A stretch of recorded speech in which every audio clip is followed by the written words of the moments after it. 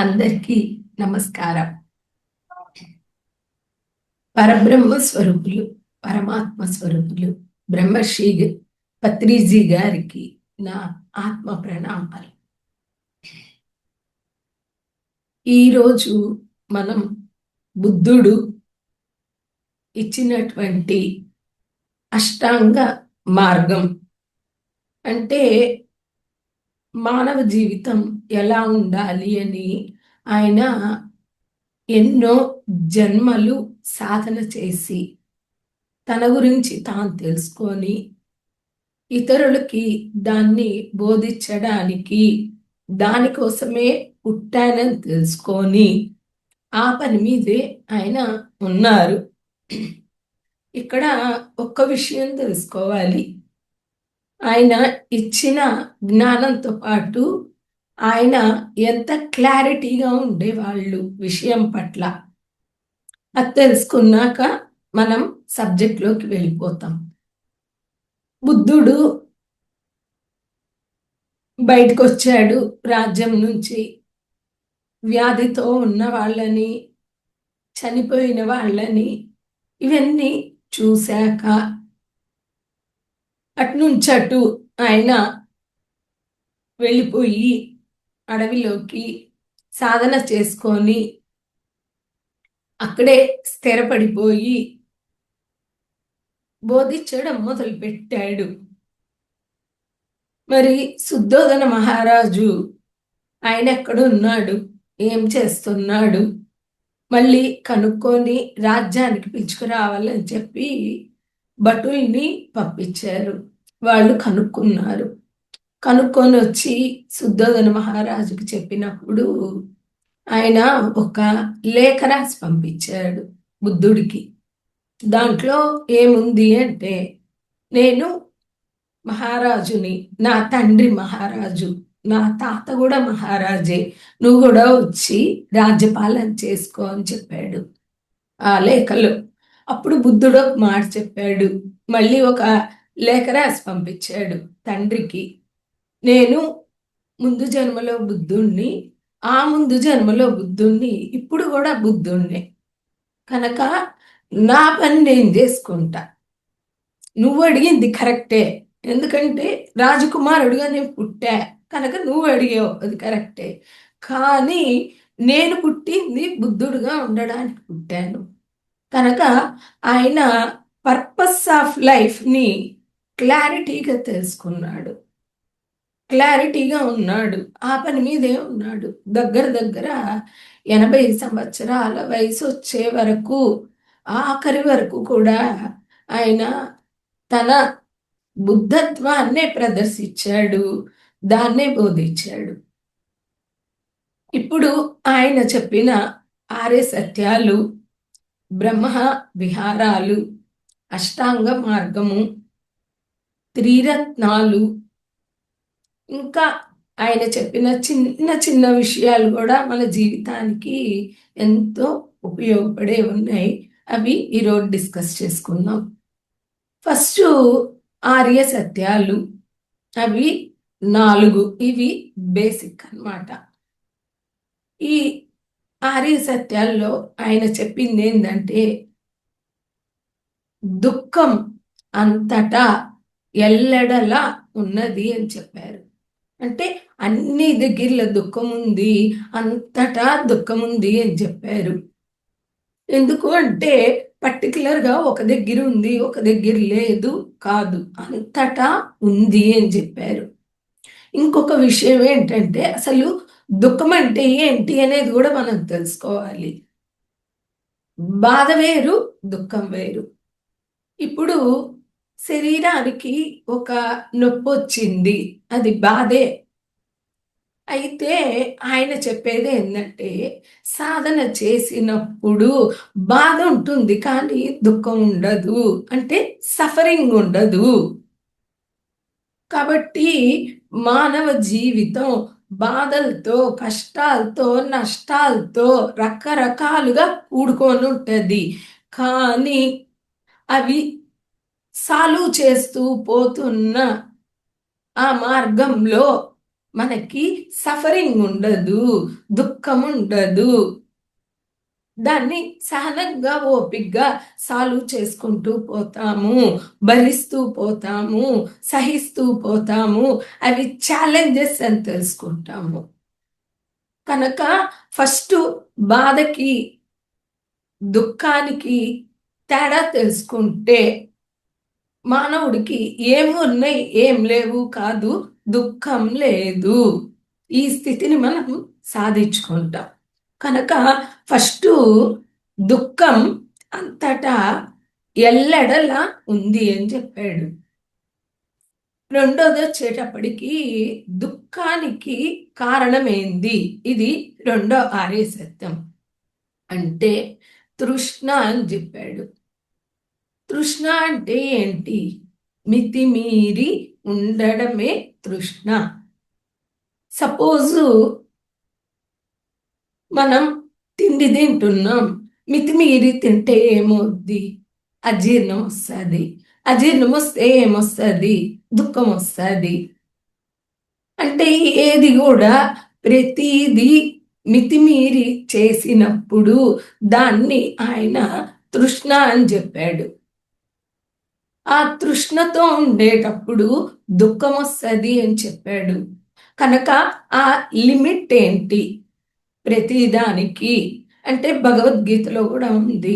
యుక్తాహార విహారస్య యుక్త చేష్టస్య కర్మసు యుక్త స్వప్నావబోధస్య యోగో భవతి దుఃఖ. యుక్తాహారం అంటే యుక్తంగా తినాలి, ఫుడ్ ఎంత కావాలో అంతే తినాలి. విహారస్య ఎంత ఎంజాయ్ చేయాలో అంతే చేయాలి, అది సరిగ్గా చేయాలి. రాంగ్ ఎంజాయ్మెంట్ చేయకూడదు, రాంగ్ ఫుడ్ తినకూడదు.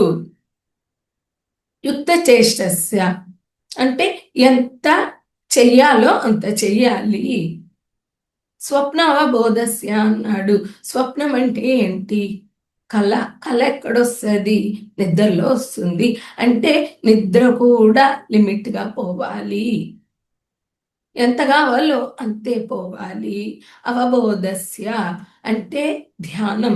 ధ్యానం కూడా ఎంత చెయ్యాలో అంతే చెయ్యాలి. అంటే ఇంట్లో పనులు మానేసి, సమస్యలు సాల్వ్ చేయడం మానేసి, అన్నీ మానేసి నేను ధ్యానం చేస్తా కూర్చుంటా అంటే అది కూడా తప్పే అని చెప్పాడు. అన్నీ సమర్థించుకోవాల్సిందే. భౌతిక ఆధ్యాత్మిక జీవితాల్ని సరిగ్గా బ్యాలెన్స్ చేసుకోవాల్సిందే. స్వప్నావబోధస్య యోగో భవతి దుఃఖ. యోగ స్థితిలో ఉంటే దుఃఖం ఉండదు అని చెప్పాడు. కనుక ఆయన చెప్పిన తృష్ణ అంటే మితిమీరి లేకుండా ఉండడమే. అది డబ్బు సంపాదనలో అవ్వచ్చు, మన కోరికలు అవ్వచ్చు. ముఖ్యంగా కోరికలు చెప్పుకోవచ్చు. ఏంటంటే ఒకటి తీరిందనుకోండి, ఇంకోటి లిస్ట్లో రెడీగా ఉంటుంది మనకి. అది వచ్చే లోపలే ఇంక రెండు క్యూలో ఉంటాయి అన్నమాట లిస్ట్లో. కనుక మనం తృష్ణ లేకుండా జీవించాలి అని చెప్పాడు. మరి తృష్ణకి కారణం ఏంది? ఎందుకు వస్తుంది? అన్నీ నాకే కావాలి, అంతా నాకే కావాలి అనే తృష్ణ ఎందుకు వస్తుంది అంటే అవిద్య అని చెప్పాడు. తృష్ణకి కారణం అవిద్య. అవిద్య అంటే ఏంటి? అజ్ఞానం. అజ్ఞానమే అవిద్య. అంటే ఆధ్యాత్మిక విద్య లేకపోవడం. అజ్ఞానం అంటే ఏమిటి?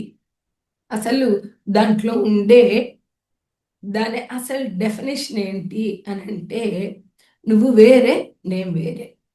ఇదే బేసిక్ అసలైన అజ్ఞానం. మరి తృష్ణ ఇక్కడి నుంచే కదా వస్తుంది. నీకు 2 ఇల్లులు ఉన్నాయా, నాకు 4 కావాలి అంటే నువ్వు నేను వేరన్నాను కాబట్టే నీకన్నా నాకు ఎక్కువ కావాలి అనే అజ్ఞానం వస్తుంది. అక్కడ ప్రతి విషయంలో వస్తుంది.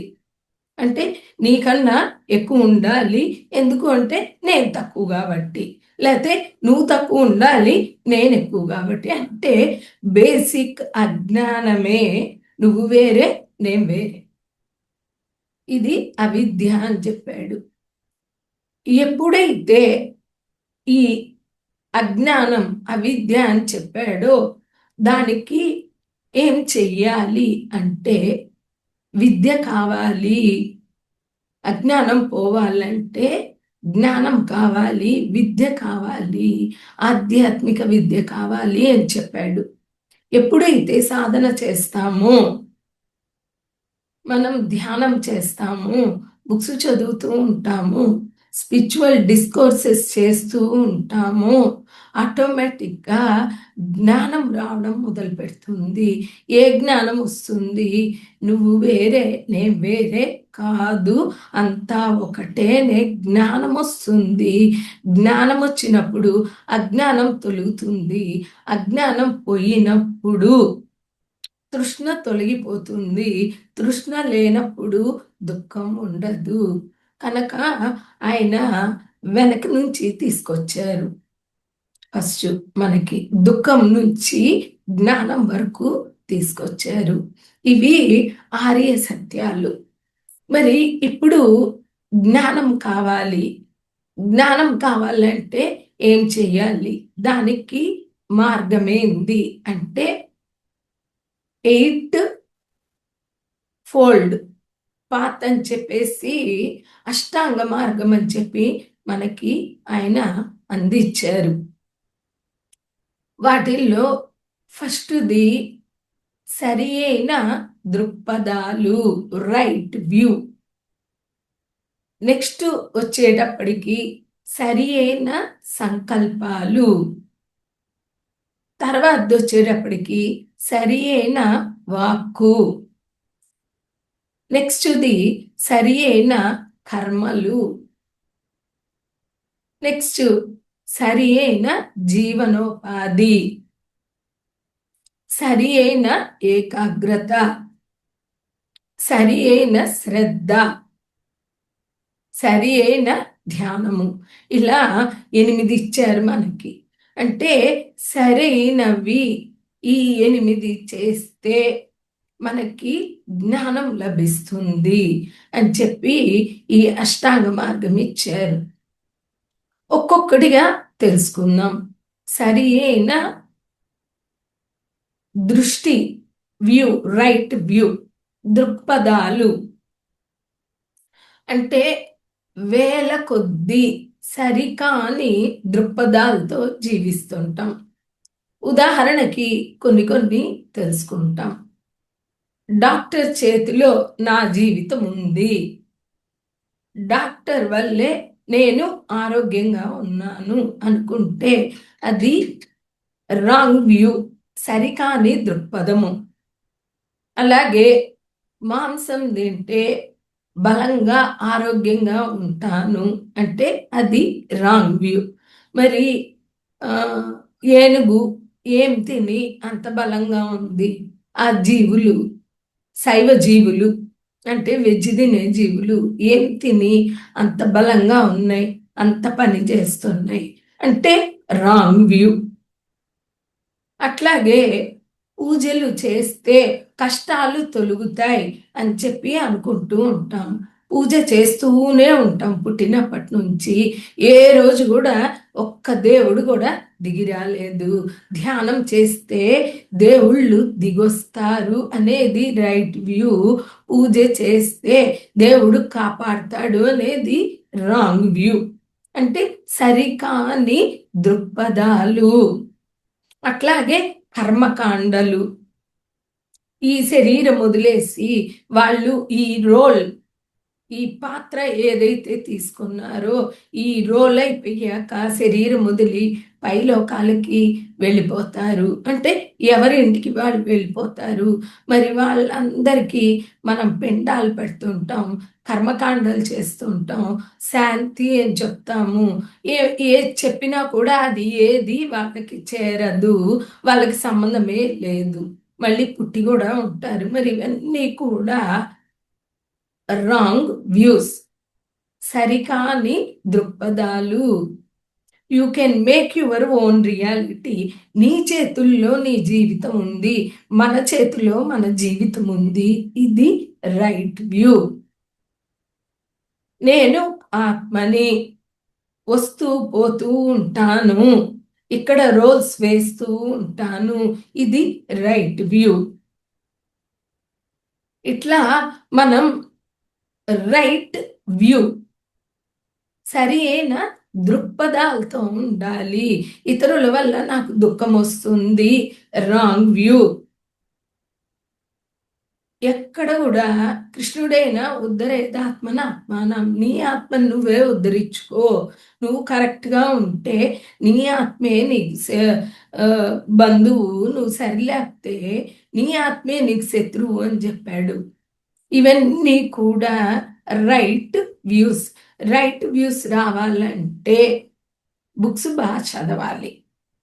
ఎందుకు అంటే సంఘంలో మనల్ని ఒక సర్కిల్లో ఉంచేసి అదే కరెక్ట్ అని చెప్పి మనల్ని కుటుంబ సభ్యులు కానీ సంఘం కానీ తయారు చేస్తుంది.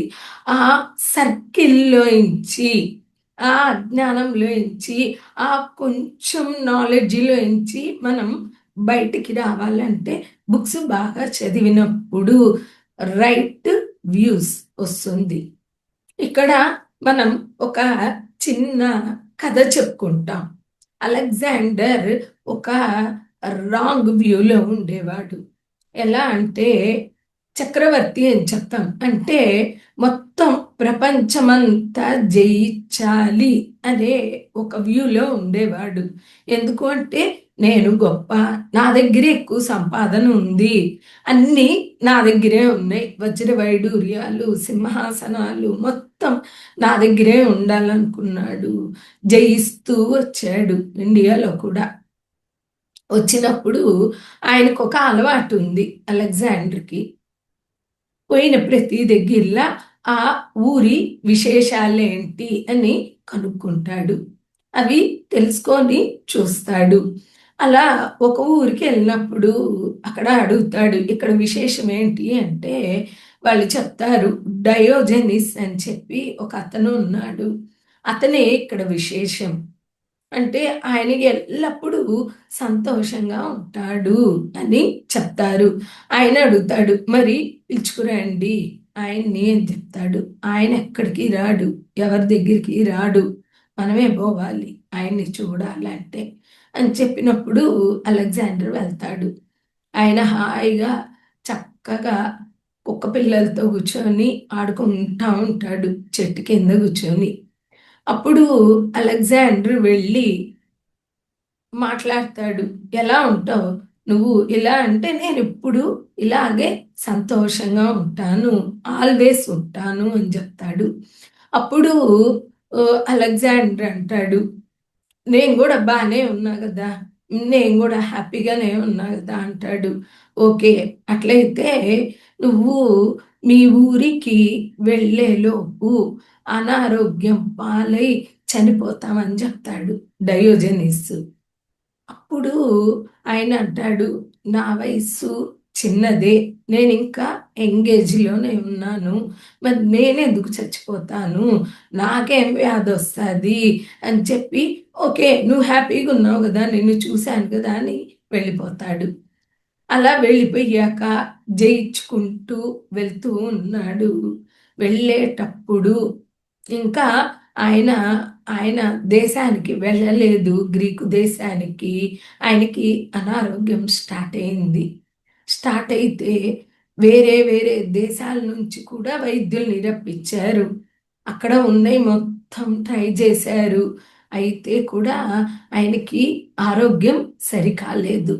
ఒక స్టేజీలో అలెగ్జాండర్కి తెలిసిపోయింది, ఇంకా నేను బతకను అనేది అర్థమైపోయింది.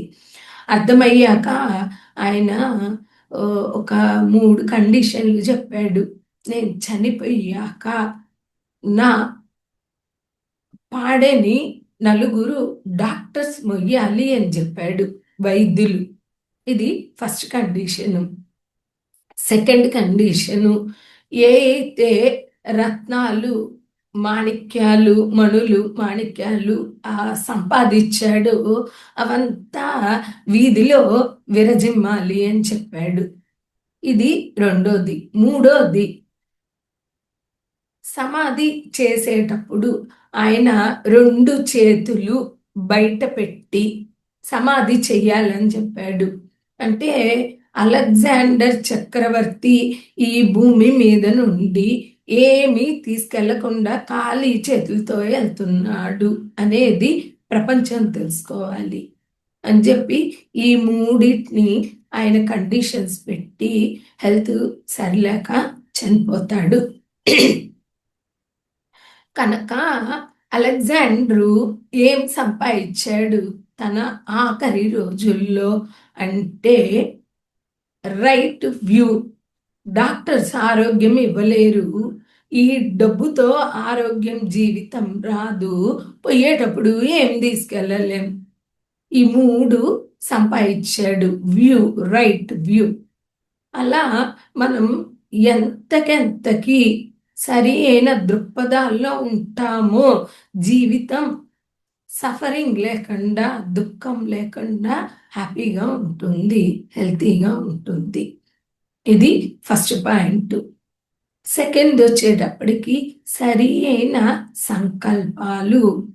అంటే వీటిల్ని ఇంటెన్షన్స్ అని చెప్తారు, కొన్ని దగ్గరలా డిజైర్స్ అని చెప్తారు, కోరికలు అని చెప్తారు, సంకల్పాలు అని చెప్తారు. కనుక ఫస్ట్ వీటికి తేడాలు తెలుసుకొని ఉండాలి మనము. కోరికల్ని ఆశయాలుగా, లక్ష్యాలుగా అనుకోవడం, ఆశయాల్ని, లక్ష్యాల్ని కోరికలుగా అనుకోవడం, కోరికల్ని సంకల్పాలుగా అనుకోవడం, రకరకాలుగా మనం కన్ఫ్యూషన్ అవుతూ ఉంటాము. అయితే ఫస్ట్ సరి అయిన కోరికలు అనుకుంటే కూడా ఆయన క్లియర్గా చెప్పారు.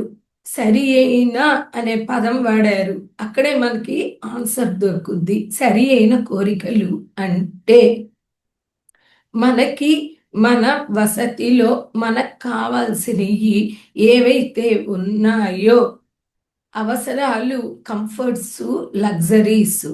అవసరాలు ప్రతి ఒక్కరికి కావాల్సిందే, నీడ్స్. భూమి మీద తిండి, నీడ, గుడ్డ ఇవన్నీ అవసరమే, కాబట్టి అవేం కోరికలు కాదు. అలాగే మన వసతిలో మన ఎంజాయ్మెంట్కి కావాల్సినవి ఏవైతే ఉన్నాయో చక్కగా అవి అనుభవించడం అంతవరకు ఓకే. కానీ మనకి అందనివి, మనకు అక్కర్లేనివి అన్నీ కూడా అడుగుతూ ఉంటాము.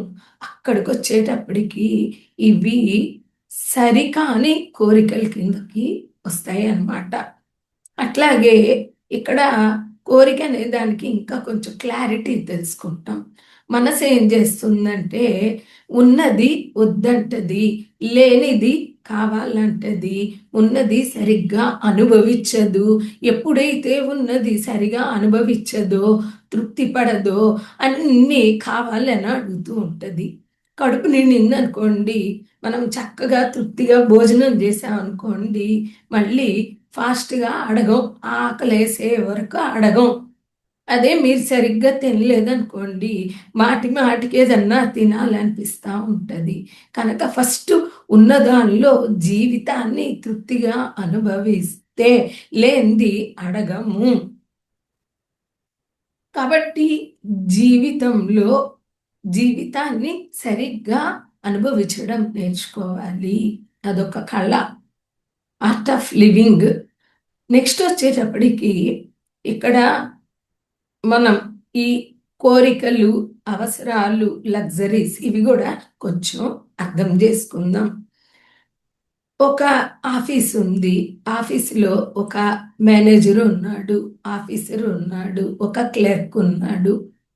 ఒక కారు అనేది మేనేజర్కి అవసరం, అదే ఆఫీసర్కి కంఫర్ట్ ఉన్నా ఓకే, లేకపోయినా ఓకే.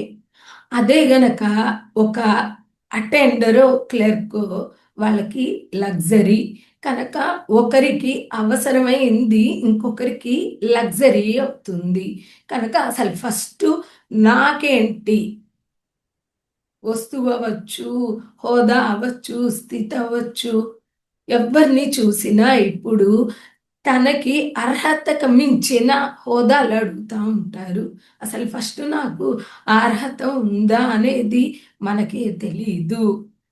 కనుక మితిమీరిన కోరికలు కాకుండా సరి అయిన కోరికలు, సరి అయిన సంకల్పాలు, అంటే ప్రపంచానికి కావాల్సినవి, మన ఆత్మ ఎదుగుదలకి, ప్రపంచ లోక కళ్యాణానికి కావలసిన సంకల్పాలను మనము వృద్ధి చేసుకోవాలి. రకరకాలు వస్తుంటాయి. వాటిలో నుంచి మనకి కన్స్ట్రక్టివ్గా ఉన్నవి తీసుకొని వాటిని డెవలప్ చేసుకోవాలి. ఇది సరి అయిన సంకల్పాలు. దీనికి ఒక డెఫినేషన్ ఉంది, అది కూడా మనం తెలుసుకుంటాం. ఒక సంకల్పం ఎలా ఉండాలంటే తీవ్రంగా వాంఛించినది, త్రికరణ శుద్ధిగా నమ్మినది, నిశితంగా యోచన చేసినది, ప్రయత్నం చేసినది, తప్పక ఫలించే తీరుతుంది. సైబిల్లిక్ యొక్క మాతామహి వాళ్ళు చెప్పిందనమాట ఇది. అంటే ఒక విషయాన్ని నాకు కావాలి అంటే తీవ్రంగా వాంఛించినది, అంటే నాకు ఆ కావాలి అనేది కూడా తీవ్రంగా ఉండాలి.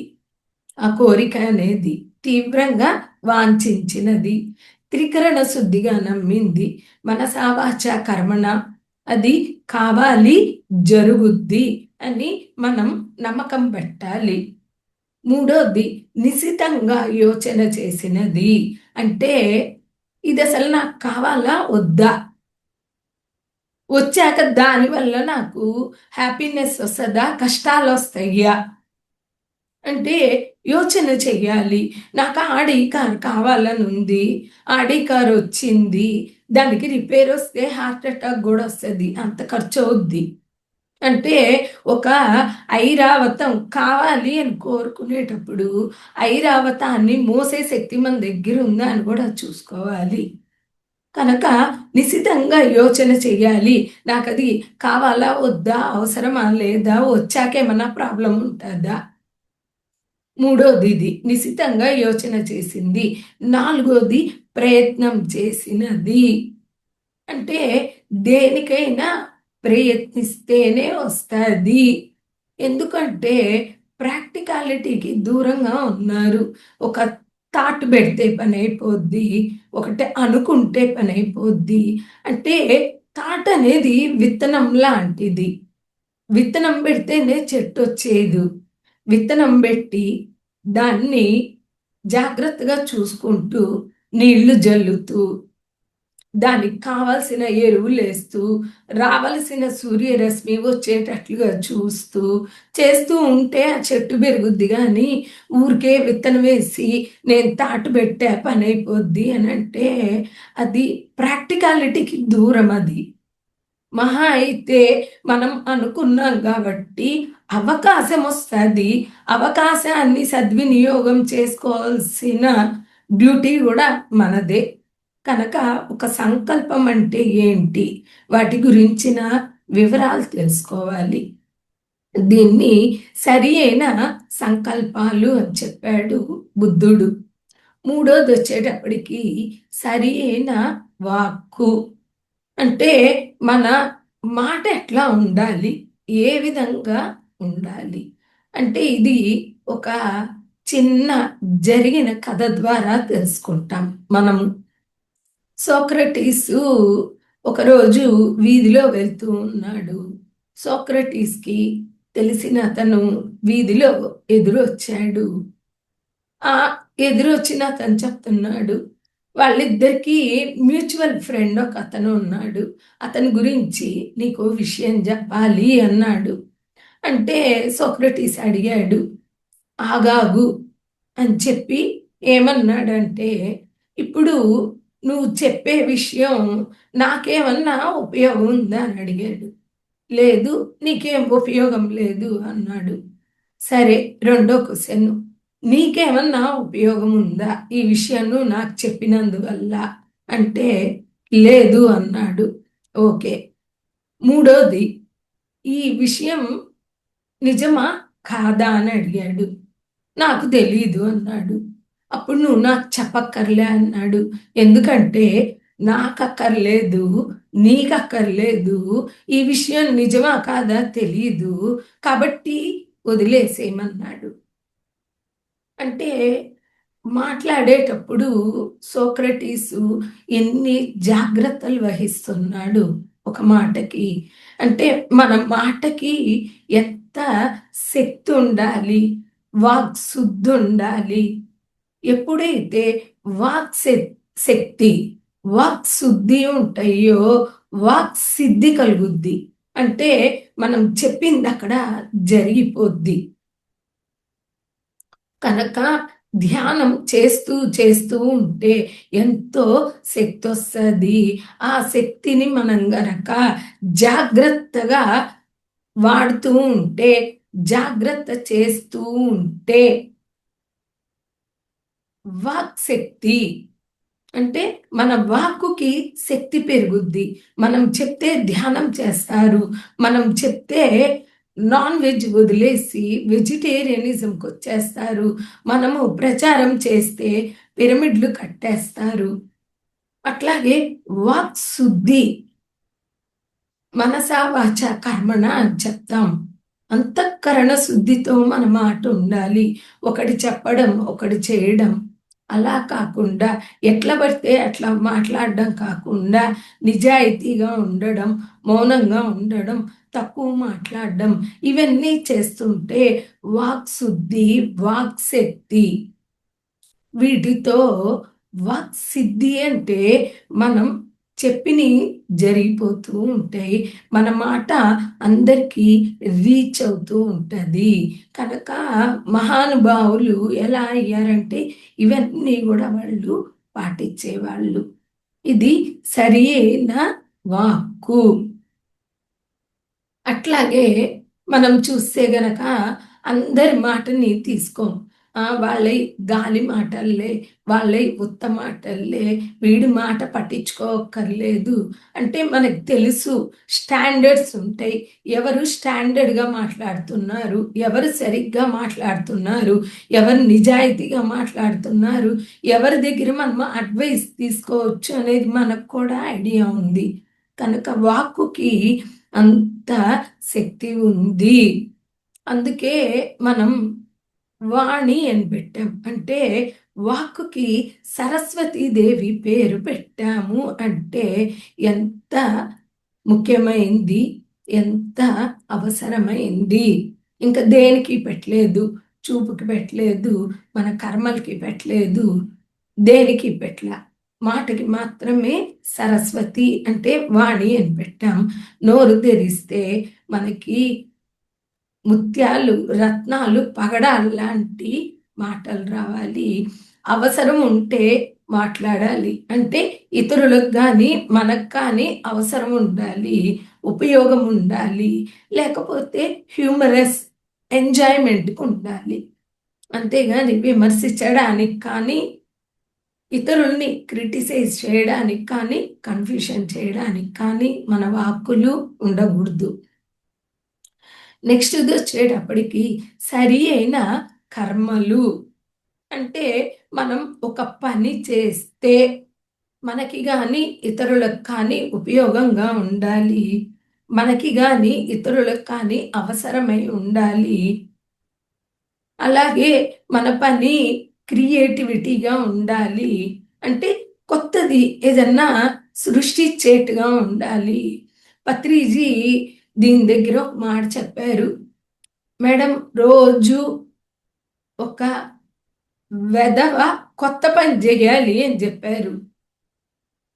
ఎందుకు అంటే ఏదో ఒకటి క్రియేట్ చేయి, ఖాళీగా కూర్చోవద్దు. కొత్త, అది వెధవ పని అయినా సరే కొత్తది చేయి నువ్వు. అట్లా మనం క్రియేటివిటీగా ఉండాలి, అవసరమైన పనులు చేయాలి, చక్కగా కన్స్ట్రక్టివ్గా ముందుకెళ్ళాలి. ఇది సరి అయిన కర్మలు. నెక్స్ట్ వచ్చేటప్పటికి సరి అయిన జీవనోపాయం. మరి ఈ సొసైటీలో భూమి మీద బతకాలంటే మనకి ఉద్యోగమో వ్యాపారమో ఉండాలి. ఆ ఉద్యోగ వ్యాపారాలు ఎలా ఉండాలి? సొసైటీకి ఉపయోగకరంగా ఉండాలి. మన ఆత్మని దిగజార్చేవిగా, పతనం వైపు తీసుకెళ్ళేవిగా ఉండకూడదు మనం చేసే ఉద్యోగ వ్యాపారాలు. అంటే ఇప్పుడు ఒక నాన్ వెజ్ షాప్ ఉంది. దానివల్ల సొసైటీలో నష్టమే తప్పితే ఎవరికి లాభం ఉంది? అటువంటి వ్యాపారం చేయకూడదు. ఒక బ్రాందీ షాప్ ఉంది, లేకపోతే రకరకాల ఇల్లీగల్ వ్యాపారాలు ఉంటాయి. అవి సంఘానికి కానీ మనకి కానీ మంచిది కాదు కనుక అటువంటి వ్యాపారాలు కాకుండా ఉపయోగకరమైన వ్యాపారాలుగా ఉండాలి వృత్తి ఉద్యోగాలు. అది సరి అయిన జీవనోపాయం. ఆదిశంకరుడు కూడా చెప్తాడు, నిజ కర్మోపాత్తం అని చెప్తాడు. అంటే సరి అయిన కర్మలు అంటే జీవనోపాయం.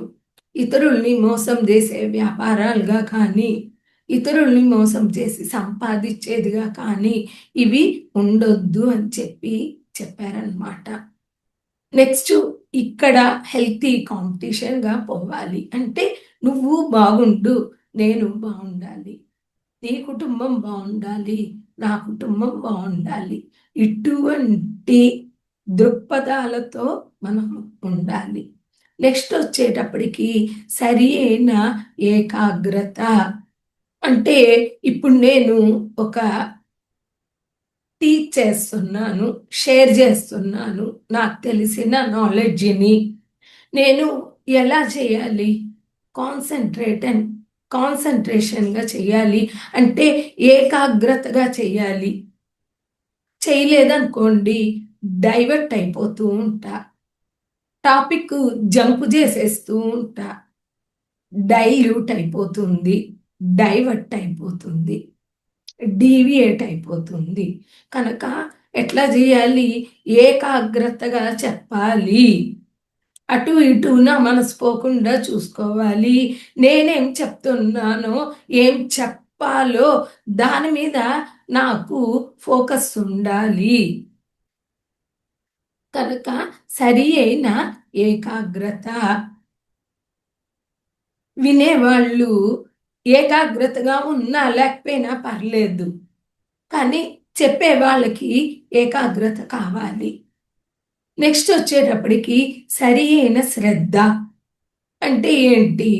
నేను చెప్తున్నాను, ఇక్కడ ఉండేవాళ్ళు శ్రద్ధగా వింటేనే, శ్రద్ధగా విన్నవి మైండ్కి వెళ్తాయి, శ్రద్ధగా విననివి మైండ్కి వెళ్ళవు, మైండ్కి వెళ్ళనివి మననం చేయబడవు, మననం చేయబడనివి ఆచరింపబడవు, జీర్ణింపబడవు. కనుక వినేవాళ్ళు శ్రద్ధగా వినాలి. సరి అయిన శ్రద్ధ అని చెప్పాడు భగవద్గీతలో.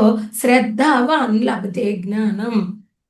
శ్రద్ధగా ఉండే వాళ్ళకే, వినే వాళ్ళకే జ్ఞానం లభిస్తుంది అని చెప్పాడు.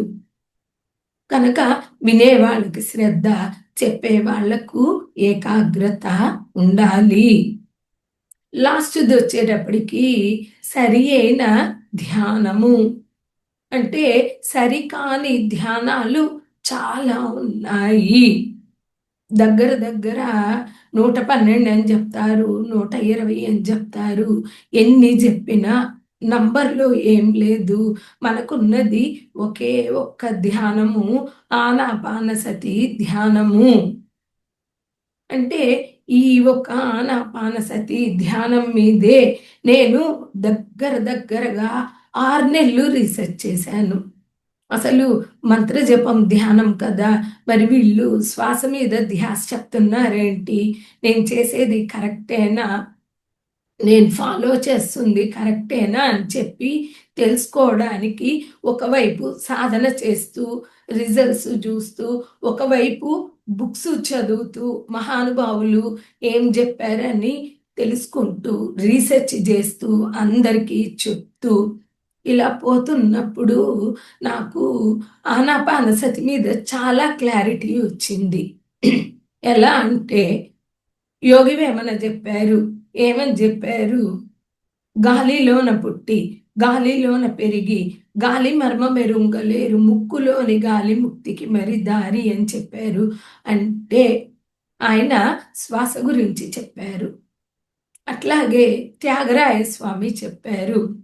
ఉచ్ఛ్వాస నిశ్వాసములు వాయులీనాలు స్పందించిన వనాడులే వీణా గానాలు.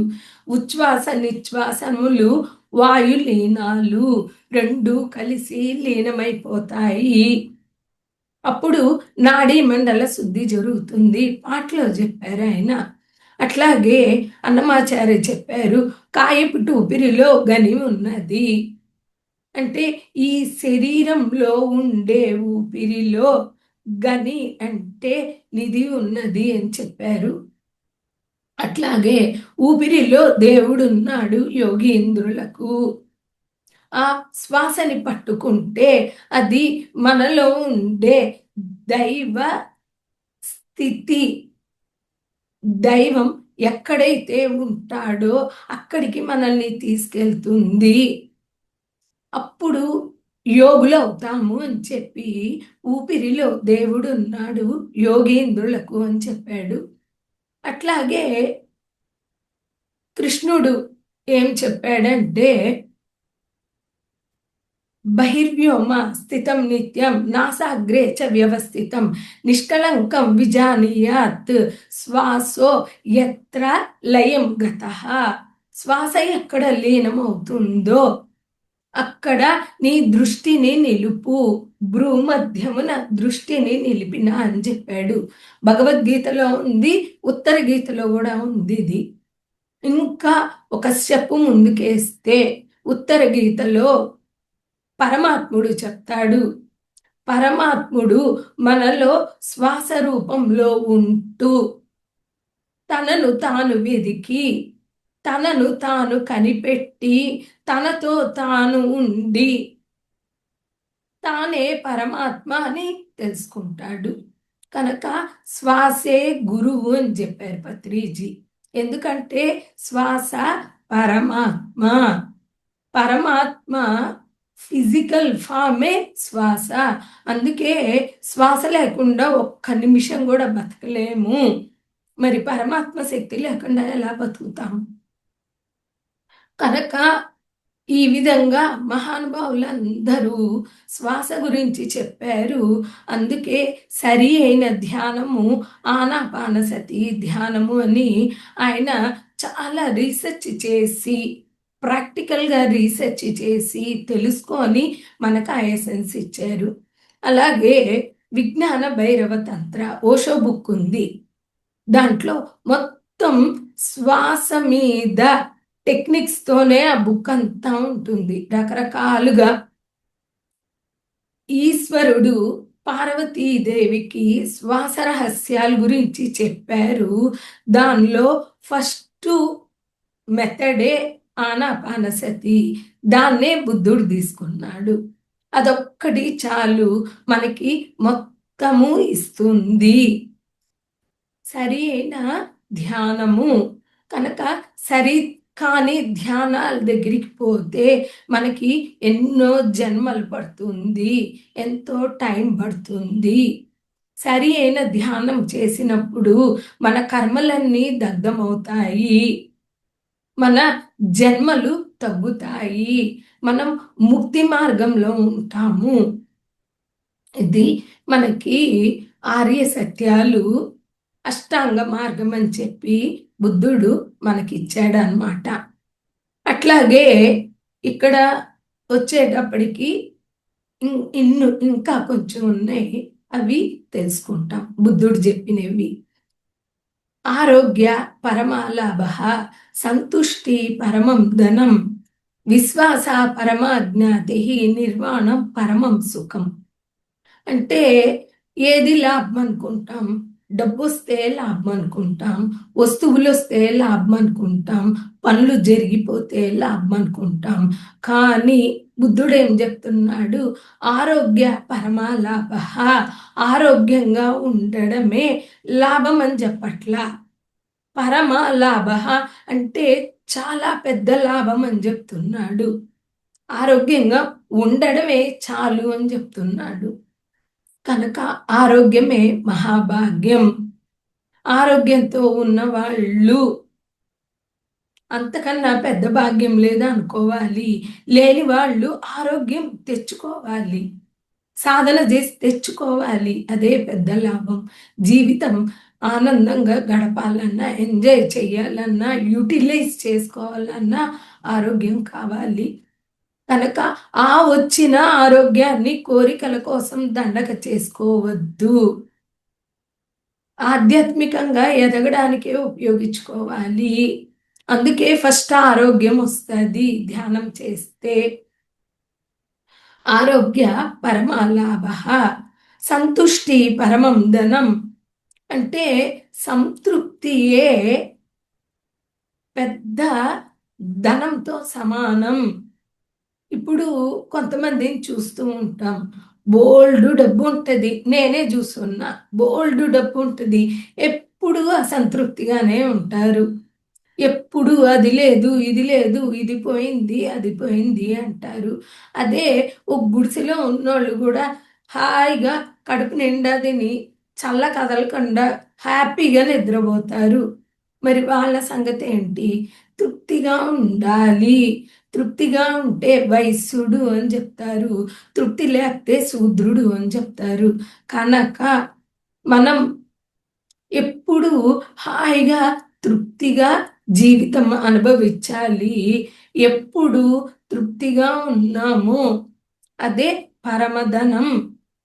డబ్బున్నోడు ధనవంతుడు కాదు, తృప్తి పడ్డవాడు, తృప్తిగా జీవించేవాడే ధనవంతుడు అని చెప్తున్నాడు. సంతుష్టి పరమం ధనం, విశ్వాస పరమాజ్ఞాతి. విశ్వాసం అంటే ఎప్పుడైతే తనను తాను నమ్ముతాడో ఆ విశ్వాసమే మనకి బంధువు అవుతుంది అని చెప్పాడు. ఆధ్యాత్మికాన్ని విశ్వాసంతో ఫాలో చేయడం, మన మీద మనం విశ్వాసం పెట్టుకోవడం, ఇదంతా కూడా మనకి బంధువు. అది బంధువుగా ఉండి మనకి మంచి చేస్తుంది అని చెప్పాడు. నిర్వాణం పరమం సుఖం. అంటే నిర్వాణం అంటే ముక్తి. మనం ఏమనుకుంటామంటే జీవితంలో డబ్బు ఉంటే సుఖం, మంచి తిండి ఉంటే సుఖం, అవి ఉంటే సుఖం, ఇవి ఉంటే సుఖం, రకరకాలుగా అనుకుంటా ఉంటాం. అవి వస్తే సుఖం, ఇవి వస్తే సుఖం అని అనుకుంటా ఉంటాం. కానీ నిర్వాణం పరమం సుఖం. ముక్తే పరమం అంటే హయ్యెస్ట్ సుఖం. మిగతా అన్ని చిన్న చిన్న సుఖాలు ఉంటాయి, వస్తాయి, పోతాయి. కానీ నిర్వాణం అలా కాదు. అది వస్తే స్టడీగా ఉంటుంది, ఆ స్థితిలో మనల్ని ఉంచుతుంది. ఆ స్థితిని కంటిన్యూగా ఉంచుకోవడానికి కావలసిన జ్ఞానాన్ని కూడా ఇస్తుంది. అంటే ప్రతి క్షణం ముక్తి స్థితిలో ఉండగలుగుతాం. నిర్వాణం పరమం సుఖం. నాకు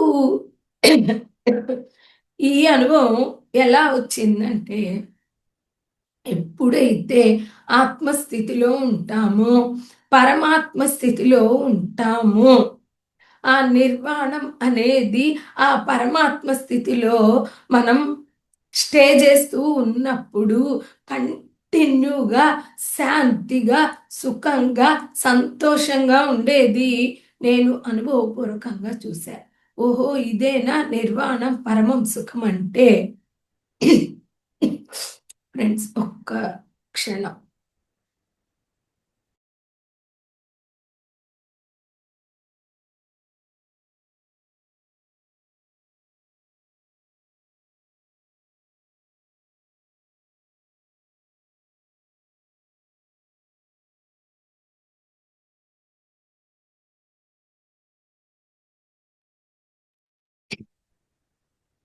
ఎప్పుడైతే మనం పరమాత్మ స్థితిని పొందుతాము, నేను పరమాత్మని అని తెలుసుకుంటాము, కంటిన్యూగా మనం ఆ శాంత స్థితిలో సుఖంగా హాయిగా ఉంటాం.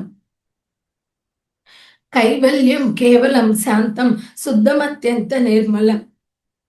అంటే ఆ కైవల్యం అంటే ముక్తి. ముక్తి ఎప్పుడు వస్తుందో శాంతిగా ఉంటది మనస్సు. అందుకే త్యాగరాయ స్వామి చెప్పారు, శాంతము లేక సౌఖ్యము లేదు అని. మనస్సు ఎప్పుడు శాంతిగా ఉంటుందో అప్పుడు అది సుఖంగా హాయిగా ఉంటది అని చెప్పేసి త్యాగరాయ స్వామి వారు కూడా చెప్పారు. నెక్స్ట్ వచ్చేటప్పటికి మనకి ఇంకా ఒక 5 minutes టైం ఉంది కాబట్టి ఇంకొకటి ఆయన చెప్పినవి తెలుసుకొని ఫినిష్ చేస్తాము. బ్రహ్మ విహారాలు అంటే 4 ఉన్నాయి. ఒక బ్రహ్మ ఆత్మ విహరించాల్సిన స్థితులు అని చెప్పారు. బ్రహ్మ విహారాలు మైత్రి, కరుణ, ముదితము, ఉపేక్ష. మైత్రి అంటే ఫ్రెండ్షిప్, స్నేహం. ఎవరితో చెయ్యాలి అంటే మొత్తం ప్రాణికోటితో, సకల జీవకోటితో ఫ్రెండ్షిప్ చేయాలి. మరి హిందువుల్లో చూస్తే గనక ఒక్కొక్క దేవుడికి ఒక్కొక్క జంతువు తప్పకుండా ఉంటుంది. శివుడికి నంది, పాము, మురుగుడికి నెమలి, వినాయకుడికి ఎలుక, అట్లాగే శనీశ్వరుడికి కాకి, విష్ణుమూర్తికి గరుడు, దుర్గాదేవికి పులి. ఎంతమందిని తీసుకున్నా ఒక దేవుడికి ఒక జంతువు పక్షితోనో అక్కడ మనకు కనిపిస్తుంది. అంటే ఫ్రెండ్షిప్. జంతు జాతితో ఫ్రెండ్షిప్ చెయ్యాలి, వాటిని చంపకూడదు, హింసించకూడదు, వాటితో ఫ్రెండ్షిప్. అలాగే ఇతర భాషల వాళ్ళతో ఫ్రెండ్షిప్, ఇతర రాష్ట్రాల వాళ్ళతో ఫ్రెండ్షిప్, చిన్న పిల్లలతో ఫ్రెండ్షిప్, పెద్దవాళ్ళతో ఫ్రెండ్షిప్, ఆడ మగతో ఫ్రెండ్షిప్. కానీ మిస్యూజ్ చేయకూడదు. అలా ప్రతి ఒక్కరితో మిత్రత్వంలో ఉండాలి. మిత్రధర్మము, మైత్రి. అందుకే పత్రిజీ ఎప్పుడు నేను గురువు కాదు, my dear friends, my dear masters, my dear God's అని ఎందుకు అంటారంటే మైత్రేయ బుద్ధుడు మిత్రత్వాన్ని ఆయన ప్రచారం చేయడానికి వచ్చారు. ఆయన ఎప్పుడూ అందరినీ మిత్రులుగానే భావించారు. మనమేం భావించామనేది ఆయనకి సంబంధం లేదు. ఆయన మటుకు మిత్రత్వమే భావించారు అందరితో. కనుక మైత్రి. నెక్స్ట్ ఇది వచ్చేటప్పటికి కరుణ. ఈ మైత్రిలో కూడా ఇక్కడ ఒక పాయింట్ చెప్పారు, మనకన్నా ఎక్కువ స్థితిలో ఉన్న వాళ్ళని చూసి ఈర్ష్య పడకుండా, అంటే ఫిజికల్గా డబ్బున్న వాళ్ళతో చూసి ఈర్ష్య పడకుండా వాళ్ళతో ఫ్రెండ్షిప్ చేయాలి. ఈ పాయింట్ వచ్చేటప్పటికి నాకన్నా డబ్బున్న వాళ్ళతో నేను ఫ్రెండ్షిప్ చేసేదాన్ని కాదు ఫస్ట్ నుంచి. ఎందుకంటే వాళ్ళలాగా మనం లగ్జరీకి పోవాల్సి వస్తుందేమో, వాళ్ళతో కాంపిటీషన్తో మనం జీవితాన్ని పాడు చేసుకుంటామేమో అని చెప్పి నేను కొంచెం అలా దూరంగా ఉండేదాన్ని.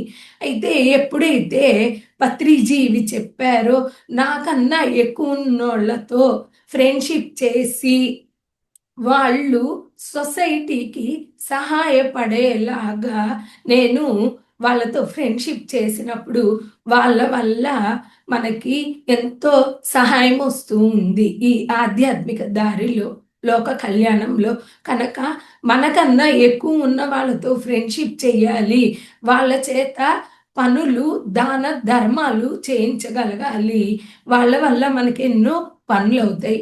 ఇప్పుడు రీసెంట్గా ధ్యాన యజ్ఞంలో చూస్తే నేను అలా ఫ్రెండ్షిప్ చేసిన వాళ్ళ వల్ల ఆర్ఎస్ఎస్ హెడ్, బీజేపీ వాళ్ళ ఎక్స్ గవర్నర్ వాళ్ళంతా కూడా మన ధ్యాన యజ్ఞంకి వచ్చారు. ధ్యానం గురించి మెసేజ్ ఇచ్చారు అంటే వాళ్ళ వల్ల ఒక మంచి పనులు జరుగుతాయి. తన్ మన్ ధన్ కనుక ఫ్రెండ్షిప్ చేయాలి. అట్లాగే కరుణ. కరుణ అంటే ఏంటి?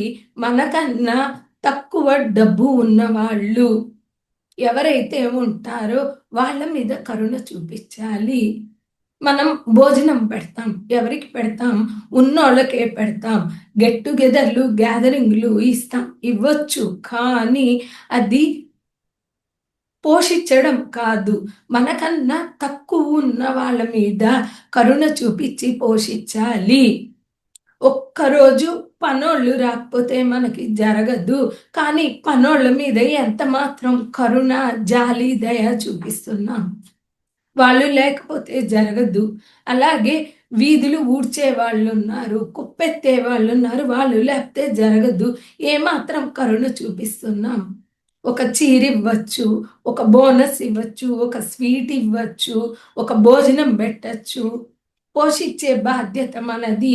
ఎందుకంటే వాళ్ళకన్నా మన దగ్గర పోషించే కెపాసిటీ ఉంది కాబట్టి కరుణ, లేనోళ్ళ మీద కరుణ చూపించాలి. మైత్రి, కరుణ. నెక్స్ట్ ముదితము. మనకన్నా ఆధ్యాత్మికంగా జ్ఞానం ఉన్న వాళ్ళు, సీనియారిటీ ఉన్న వాళ్ళని చూసి ఈర్ష్య పడకుండా, మన కో మాస్టర్స్ అవ్వచ్చు, కో మెడిటేటర్స్ అవ్వచ్చు, ఈర్ష్య పడకుండా వాళ్ళతో చక్కగా ఫ్రెండ్షిప్ నేచర్తో ఉండాలి. ఇది ముదితము. నెక్స్ట్ ఉపేక్ష. మనకన్నా తక్కువ జ్ఞానం ఉండే వాళ్ళతో మనం కొంచెం డిస్టెన్స్, దూరం మెయింటైన్ చేయొచ్చు. ఫ్రెండ్షిప్ ఉండాలి, కానీ డిస్కషన్స్, ఆర్గ్యుమెంట్స్ వచ్చే పక్షంలో కొంచెం అలా దూరంగా డిస్టెన్స్ మెయింటైన్ చేయాలి. అక్కడ పెరుగుతున్నాయి వాగ్వివాదాలంటే వెళ్ళిపోవాలి. వాళ్ళతో ఉండాల్సిందే. మన కుటుంబ సభ్యులు ఉంటారు, ఫ్రెండ్స్ ఉంటారు, సొసైటీలో ఉంటారు, కానీ దూరకుండా అలా దూరంగా ఉండాలి. దీనికి బుద్ధుడు ఒక మాట చెప్తాడు. జ్ఞాని నాలుక లాంటి వాడు, అజ్ఞాని గెంట లాంటి వాడు. ఆ కూరలో గెంటు ఉంటుంది, కానీ దానికి టేస్ట్ తెలీదు. అదే జ్ఞాని నాలుక లాంటి వాడు, ఒక చిటికెడు రాసుకున్న టేస్ట్ తెలుస్తుంది. కనుక జ్ఞానం లేని వాళ్ళతో డిస్కషన్స్, ఆర్గ్యుమెంట్స్ చెయ్యొద్దు. ఉపేక్ష అంటే కొంచెం అట్లా దూరంగా ఉండాలి. ఇది మాస్టర్స్. మనం ఈరోజు బుద్ధుడు చెప్పిన విషయాలు చక్కగా తెలుసుకున్నాము, సూక్ష్మంగా కూడా తెలుసుకున్నాం. Thank you masters. Thank you.